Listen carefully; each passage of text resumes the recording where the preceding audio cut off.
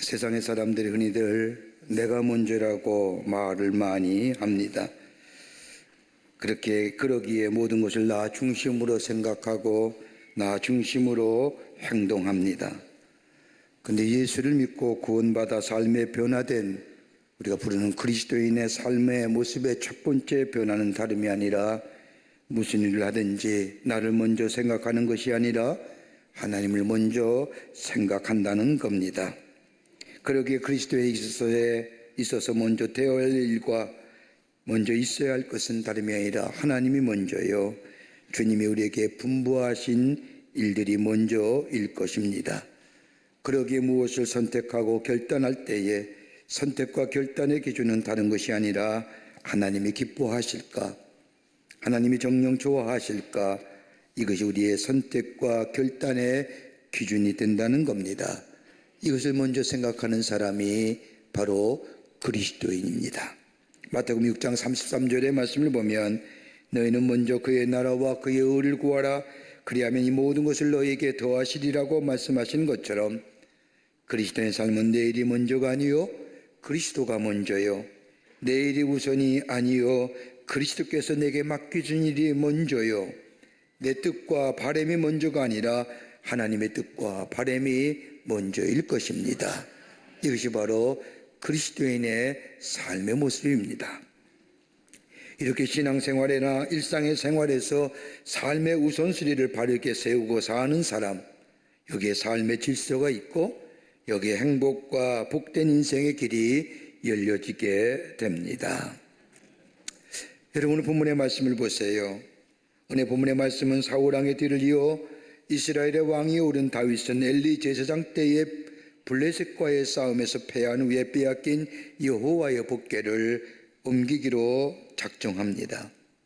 무려 60년 동안이나 이스라엘을 떠나 있었던 하나님의 임재를 상징하는 여호와의 복궤를 다윗의 성으로 옮기기로 작정한 다윗은 얼마나 기뻤는지요. 뛸 듯이 기뻤습니다.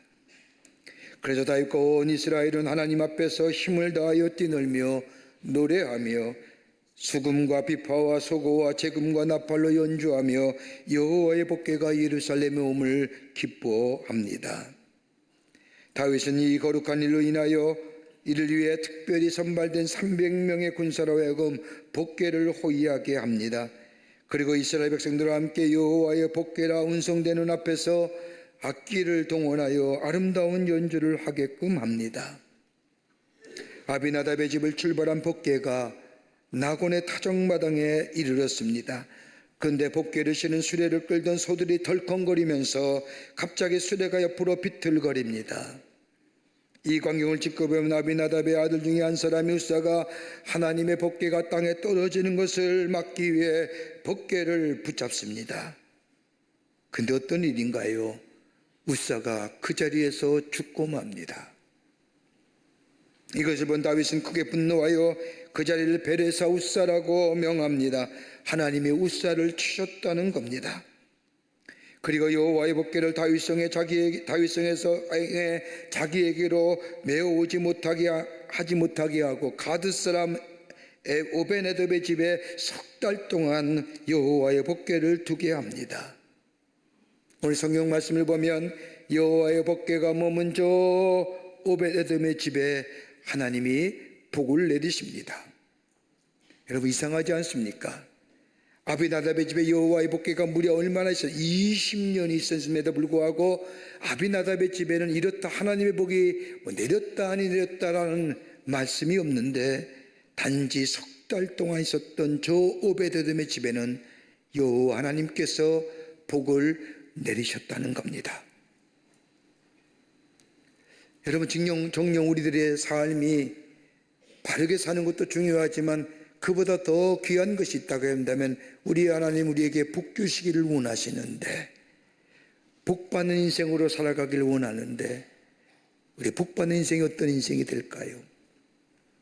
저 20년 동안이나 여호와의 복궤가, 하나님의 임재를 상징하는 여호와의 복궤가 20년 동안 있음에도 불구하고 그 아비나답의 집에는 하나님이 복이 내셨다 안 내셨다 이런 말 한마디 없는데 3개월 동안 여호와의 복궤가 머물러 있었던 저 오베데돔의 집에는 하나님께서 그 집에 그의 모든 소유에 복을 내리시더라라고 합니다. 정녕 하나님의 복을 누리는 인생이 어떤 인생일까요? 오늘 우리 모든 당신의 하나님의 거룩한 백성, 우리 모든 광림의 교우들, 또 영상을 통하여 예배에 참여 모든 이들이 하나님의 복을 누리며 하나님의 살아계심을 증거하는 하나님 나라의 복된 백성이 되기를 간절히 소망하면서 이 말씀 가지고 함께 은혜 받기를 원합니다. 첫째는 하나님이 하나님 되게 하라는 겁니다. 오늘 역대상 13장 3절의 말씀을 보면 다윗이 이스라엘 백성들에게 말합니다. 우리가 우리 하나님 궤를 우리에게 옮겨오자 사울 때에는 우리가 궤 앞에서 묻지 아니하였느니라. 다윗이 말하는 겁니다. 사울 왕 때에는 하나님께 묻지 않았다는 겁니다. 다른 성경의 말씀을 보면 하나님께 여쭙지 않았다는 겁니다. 하나님의 뜻을 물어보지 아니하며 더 나아가 하나님의 뜻과는 전혀 무관하게 살았다는 겁니다. 여러분, 사울 왕이 그러했다는 겁니다. 사울 왕이 어떤 사람입니까? 하나님께 기름 부음 받은 사람이요, 기름 부음 왕임에도 불구하고 하나님과는 전혀 상관없이 살았다는 겁니다. 그럴 것이 이스라엘에게 있어서의 전쟁이라는 것은 거룩한 전쟁입니다. 성전이라고 부릅니다. 그러기에 이스라엘 백성은 언제나 전쟁을 치르기 전에 하나님 앞에 제사를 드리고 그리고 하나님께로 가라 할 때에 가면 그 전쟁은 백전백승의 승리의 전쟁이었습니다. 그런데 사울 왕은 그러하지 않았다는 겁니다. 하나님의 사람이라고 하지만 하나님께 묻지 않았습니다. 하나님과 소통함이 없었습니다. 더 나아가 하나님의 뜻을 헤아려고 하지 않았다는 겁니다. 여러분, 신앙인과 종교인의 차이점이 뭘까요? 여러분, 신앙인은 신앙의 구심점이 하나님께 있는 사람이 신앙인입니다. 그러나 종교인은 신앙의 구심점이 자기 자신에게 있는 사람이 종교인입니다.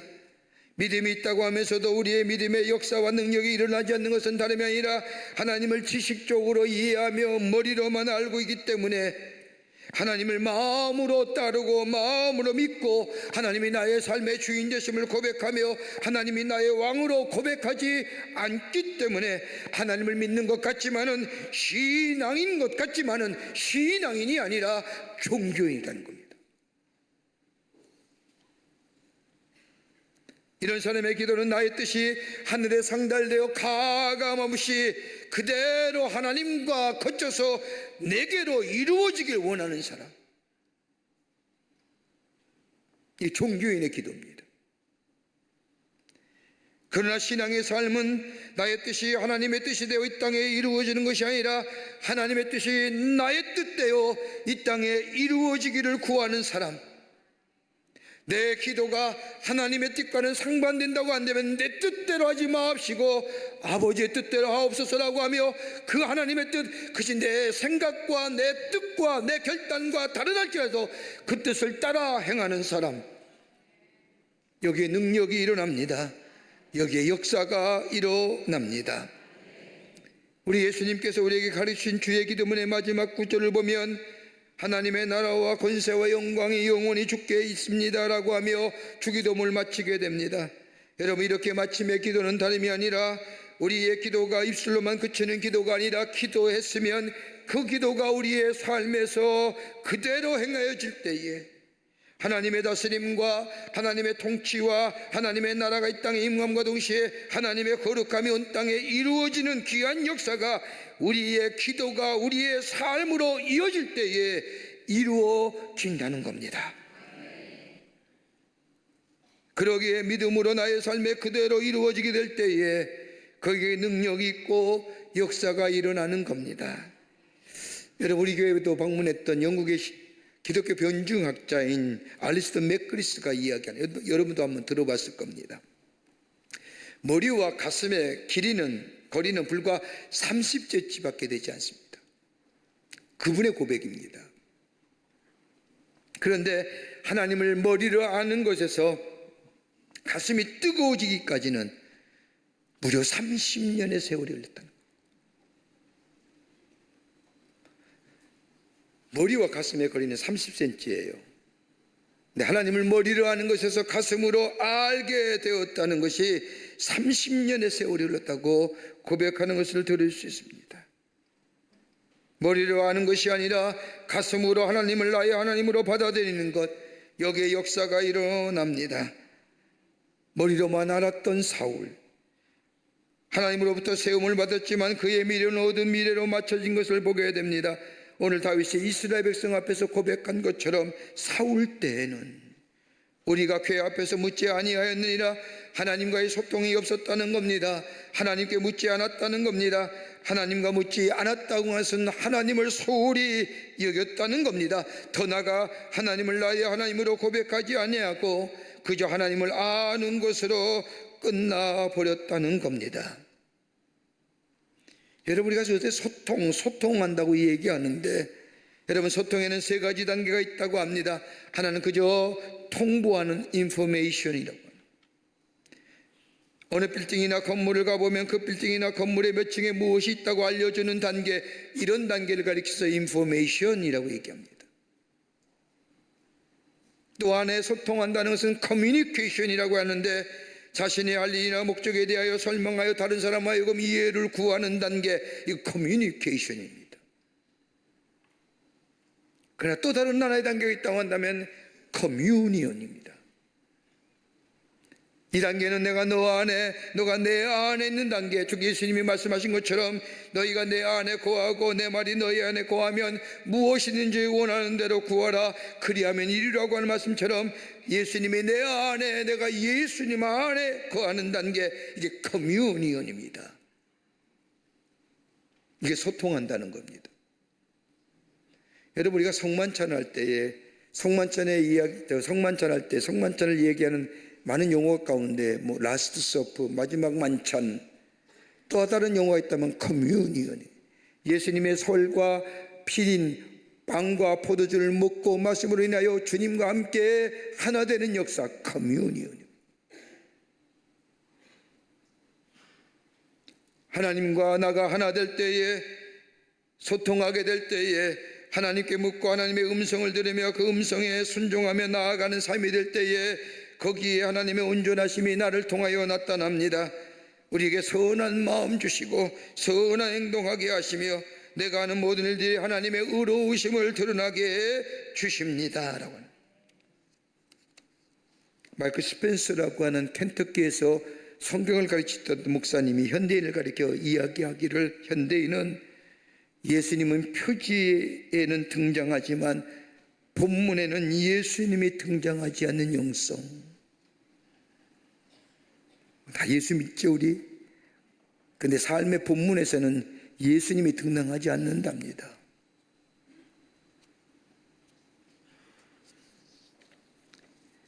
저는 얼마 전에 글을 하는 가운데, 혹 여러분 가운데 아시는 분들 아시겠지만, 작년에 돌아가신 우리나라의 대동맥 박리 수술의 권위자였던 주석준 교수님의 글을 읽으면서, 작가가 쓴 글을 읽으면서 참 은혜를 받았습니다. 이 주석준 교수님은 우리나라에서 몇 안 되는 대동맥 박리 수술의 권위자였습니다. 환자를 돌보기 위해서 병원에서 10분 거리에 집에 살면서 응급 환자를 도맡아 보았다고 합니다. 그러던 어느 날 위급 환자를 돌보기 위해서 집에서 자전거를 타고 급하게 병원에 오는 길에 교통사고로 세상을 떠나셨습니다. 세상을 떠난 뒤에 그의 아들이 주 교수님의 부품을 정리하는 가운데 이런 기도문이 주 교수의 영구실 벽면에 붙어 있는 것을 발견했다고 합니다. 그의 기도는 이러한 내용의 기도였습니다. 정성을 다해 수술을 하고 환자를 돌보지만 내 힘으로는 정말 아무것도 아닙니다. 하나님 손에 모든 것이 달려 있습니다. 또 하나의 그런 시편 139편의 말씀을 묵상한 뒤에 쓰여진 고백입니다. 하나님, 나와 늘 동행하며 함께하여 주옵소서. 하나님이 아니 계시면 나는 아무것도 아닙니다. Without you, I'm nothing. 그러면서 기도합니다. 하나님, 매일매일 나를 구원하여 주시옵소서. I seek redemption always. 당신 때문에 내가 있습니다. I am because of you. 그리고 돌아가시기 며칠 전 그분은 집에서 가족들에게 이런 말씀하였다고 합니다. 나는 지금까지 원 없이 살았다. 수많은 환자들을 수술해서 잘 됐고, 여러 가지 수술 방법을 해서 좋았고, 하고 싶은 연구도 하고 쓰고 싶은 논문도 많이 썼다. 하나님께서 내게 주신 소망을 다한 듯하여 감사하고 행복하다. 그리고 며칠 뒤에 교통사고로 세상을 떠나셨습니다. 그의 날이 쉬우나 없습니다.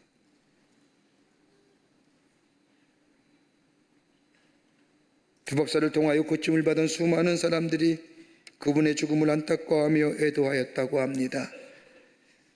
하나님이 나의 하나님이라 고백되는 인생, 여기에 온전한 능력과 더불어 미래가 달라집니다.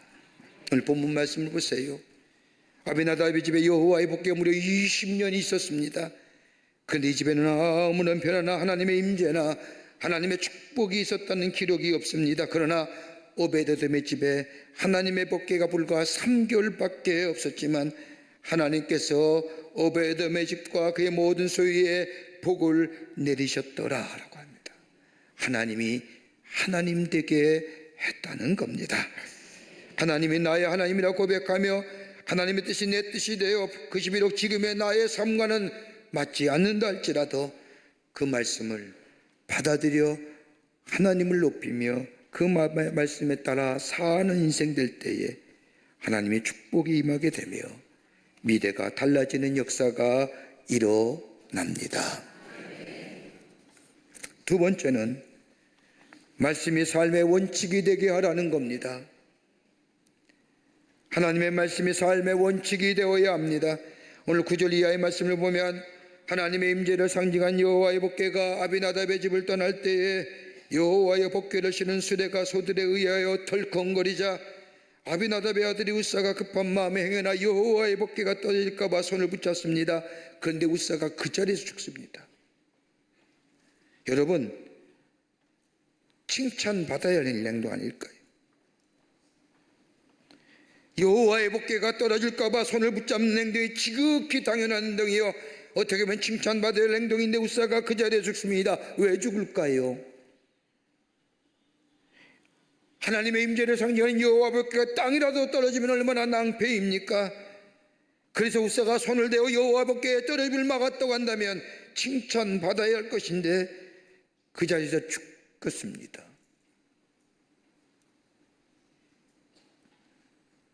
왜 그럴까요? 그 이유가 민수기 14장 15절 이하의 말씀을 보면 여호와의 복궤를 운반할 때에 하나님은 분명하게 말씀하십니다. 진영을 떠날 때에 아론과 그의 아들들이 성소와 성소의 모든 기구 덮는 일을 마치거든 고앗 자손들이 와서 맬 것이니라. 그러나 성문은 만지지 말라. 그들이 죽으리라. 회막 물건 중에는 이것들은 고앗 자손이 맬 것이며, 하나님의 복궤를 옮길 때에 하나님 분명히 말씀하시고 가르치신 방법이 뭐냐? 레위 지파 사람들 가운데 고앗 자손이 어깨에 여호와의 복궤를 메고 옮겨야 한다는 겁니다. 하나님께서 하나님의 어깨를 옮길 때에 고앗 자손이 어깨에 메고 옮기게 하신 이유가 어디 있을까요? 운반을 용이하게 하기 위해서가 아니라 여기에는 세 가지의 귀한 영적 의미가 담겨져 있습니다. 처음은 다름이 아니라 하나님의 임재의 상징인 복궤를 옮길 때에는 하나님의 형상을 가진 도덕적인 피조물, 즉 인격을 가진 사람에 의해서 이동되기를 원하시는 겁니다. 또 하나, 하나님의 복궤를 어깨에 메었다는 것은 많은 사람들이 하나님의 함께 하심을 보이기 위한 목적이었습니다. 그리고 여호와의 복궤를 어깨에 맨다고 하는 것은 다름이 아니라 하나님이 우리의 인도자 되신다는 거예요. 그런데 오늘 본문의 말씀을 보면 여호와의 복궤를 옮기는 과정에서 오늘 인격이 없는 짐승으로 하여금 끌게 하였다는 겁니다. 여러분, 이러한 운반의 방식은 우상을 섬기는 사람들이 일반적으로 우상을 수레에 싣고 다녔습니다. 다른 말로 말하면 하나님과 우상을 동일시한 거예요. 하나님의 말씀에 원칙을 어겼습니다. 하나님이 치신 거예요. 여러분, 하나님을 경외하고 예수님을 잘 믿기 원한다면 하나님의 말씀이 우리의 삶의 원칙이 되어 말씀 따라 살아가야 합니다. 여러분, 그리스도인의 삶의 원칙이 뭘까요? 정직일까요? 신실함일까요? 정결함일까요? 성실함일까요? 여러분, 이것은 다름이 아니라 하나님의 말씀이 내 삶의 원칙이 되어질 때에 거기에 정직이 나오고 거기에 성실함이 나오고 거기에 거룩함이 나오고 거기에 의로움이 나오는 거예요.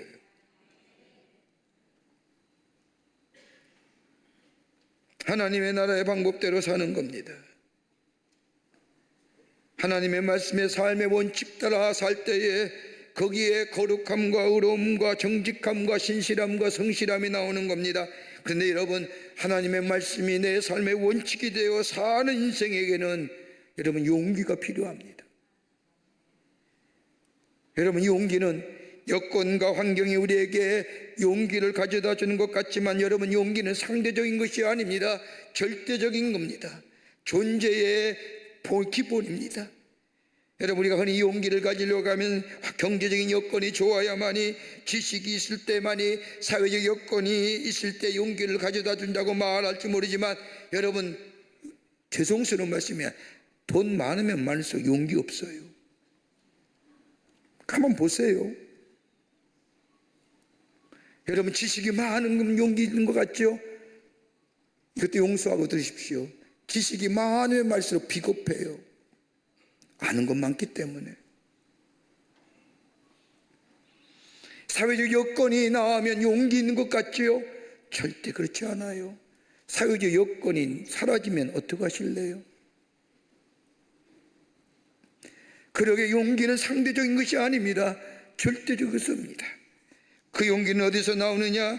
다른 것이 아니라 하나님의 약속을 믿는 믿음이 내 안에 있을 때에, 하나님의 사랑을 믿는 믿음이 내 안에 있을 때에 용기가 생기는 겁니다. 그래서 틸리라고 하는 신학자는 courage to be, 존재의 용기를, 하나님과 나와의 관계 속에서 얻어지는 것이 참된 용기입니다. 여러분, 이기적인 사람에게는 용기가 없습니다.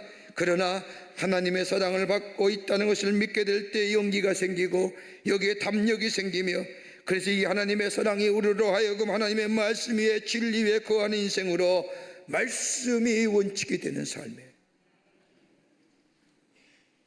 여러분, 미국이 사람들 가운데 미국인들이 가장 존경하는 대통령이 누구냐면 에브라함 링컨이라고 합니다. 링컨의 생가를 가면 어려서부터 어머님의 가르침과 성경의 가르침을 받고 살았지만 결정적으로 예수 그리스도를 구주로 믿고 살기 시작한 것은 다름이 아니라 링컨이 보낸 친구에게는 편지 속에 나타납니다. 친구에게 보낸 이 링컨의 편지를 보면, 내가 스프링필드에 갔을 때에도 나는 그리스도인이 아니었네. 스프링필드를 떠나 워싱턴에 왔을 때에도 나는 여전히 그리스도인이 아니었네. 그러나 내가 캐치스버그에 가서 예수 그리스도가 필요함을 깨달았네. 그때 내려서 비로소 나는 하나님을 두려워하게 되었다네 라고 고백합니다. 여러분, 캐치스버그는 링컨이 대통령이 있을 때의 남무쟁제 당시 가장 비참했던 격전지였습니다. 수천 구의 시기체가 나부러지고 수만 명의 부장들이 비명을 지를 때 링컨은 하나님을 두려워하게 되었고, 그 모습을 보면서 하나님의 구원의 절실함을 느끼면서 그의 1865년 4월 13일 워싱턴 교회의 목사 앞으로 입교를 신청하는 서한을 띄웁니다. 나 이제 이 교회의 교인으로서 하나님의 말씀 따라 살기를 원합니다 라고 하는 서한을 띄우면서 이렇게 썼다고 합니다. 목사님, 저에게는 하나님의 사랑이 필요합니다. 그 사랑이 나로 하여금 담대하게 만들고 용기를 줍니다. 이번 주 주일에 참석하여 입교하겠습니다. 이 편지를 쓴 날이 4월 13일입니다. 근데 그 다음날 암살당하지 않습니까? 18일로 예정되었던 교회 입교식에 참석하지 못하게 됩니다. 하나님의 사랑을 믿었던 링컨, 그렇게 그 사랑이 그를 용기의 사람으로 만들었고 그 어떤 사람도 이루어지 못했던 노예 세방을 이끌었던 인류의 사랑, 미국인이 가장 존경하는 대통령이 되었던 것을 보게 됩니다. 무엇이요? 하나님의 말씀이, 살아있는 말씀이 내 삶에 은집되어 살아가는 인생, 거기에 거룩함이, 거기에 의로움이, 거기에 진실함이, 거기에 성실함이 우리의 삶을 새롭게 열어가는 역사가 있게 됩니다. 끝으로 말씀 따라 그대로 순종해야 합니다. 오늘 본문의 말씀을 보십시오. 하나님의 법궤가 흔들리자 우사가 손을 댑니다. 그런데 그 자리에서 죽습니다. 이것을 본 다윗이 우사의 죽은 자를 가리켜서 베레사 우사, 여호와께서 치셨다라고 명합니다. 그리고 법궤를 예루살렘으로 옮기지 아니하고 오베드돔의 집에 옮겨 거기서 3개월을 지내게 합니다. 그리고 3개월이 지난 후에 다윗은 여호와의 법궤를 말씀을 따라 순종하여 레위 지파의 사람들의 고앗자손의 어깨 위에 메고 예루살렘으로 옮깁니다. 말씀을 따라 그대로 순종했다는 겁니다. 여러분, 그리스도인이 되었다는 것이 뭘까요? 어떤 사람이 이야기하기를 그리스도인이 되어서 처음 배운 것이 있다고 한다면 그것은 다름이 아닌 순종이다. 어떤 사람은 순종하면 자기가 무너진 줄 아는 사람이 있습니다. 다른 사람의 말에 순종하면 자기의 자존감이 무너지고 자존심이 상해지고 자기가 작아지고 그리고 없어진 줄로 생각하는 사람이 있는데, 여러분 한번 생각해 보십시오. 부모의 말씀에 순종한다고 해서 자신이 없어지는 겁니까? 남편이 아내의 말에 순종한다고 해서 남편의 존재가 사라지는 것일까요? 여러분, 정녕 어떤 사람이 행복한 사람일까요? 순종하며 그 속에서 자유함을 느끼는 사람, 순종하며 행복을 경험하는 사람, 여러분 이것이 행복한 사람이 아닐까요? 여러분, 순종하며 그 속에서 행복을 경험하는 사람, 나를 순종케 하는 자를 내가 기뻐하니까요. 나를 순종케 하는 자에게 영광을 돌리고 그 영광 속에서 내가 함께하는 것까요? 내가 순종해서 나를 순종케 하신 분을 기쁘게 한다면 나 자신이 기쁨이 되는 것이 아닐까요?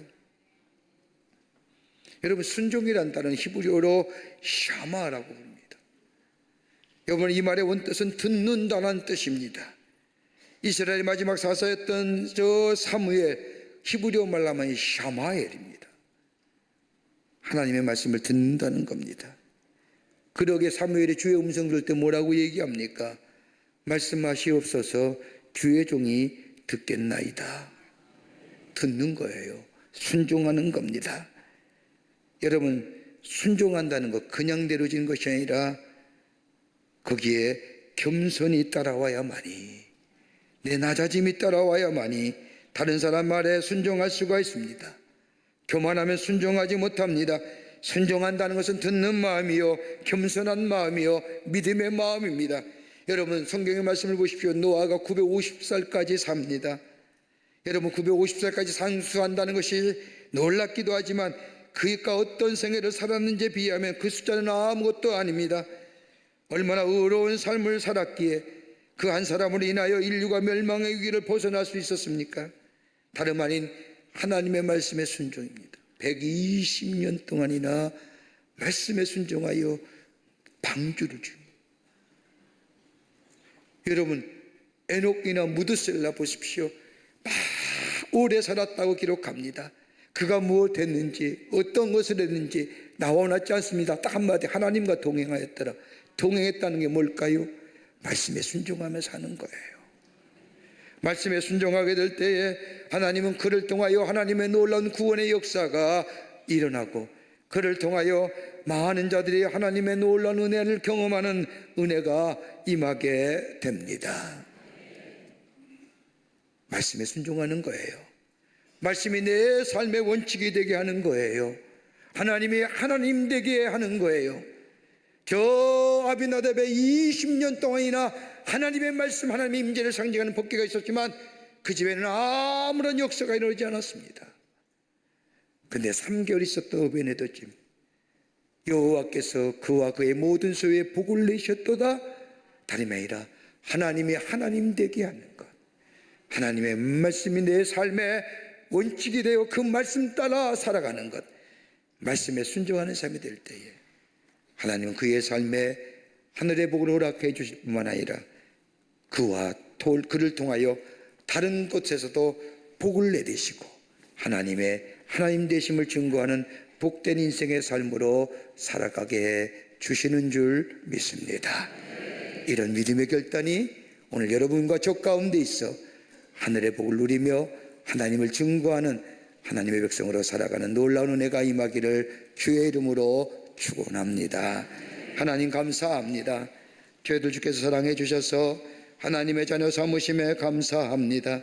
우리의 삶 하나님이 하나님 되게 하여 주시고 하나님 말씀이 내 삶의 원칙 되게 하여 주시며 하나님의 말씀에 순종하며 사는 자들 되게 하여 주셔서 우리의 삶에 하나님이 약속하신 약속의 성취를 누리며 그 복을 누릴 뿐만 아니라 다른 사람에게 증거하여 하나님 되심을 만방에 선포하는 저희들의 삶이 되게 하여 주시옵소서. 성령이 도우시고 인도해 주실 줄 믿으며 예수님의 이름으로 기도하옵나이다. 아멘.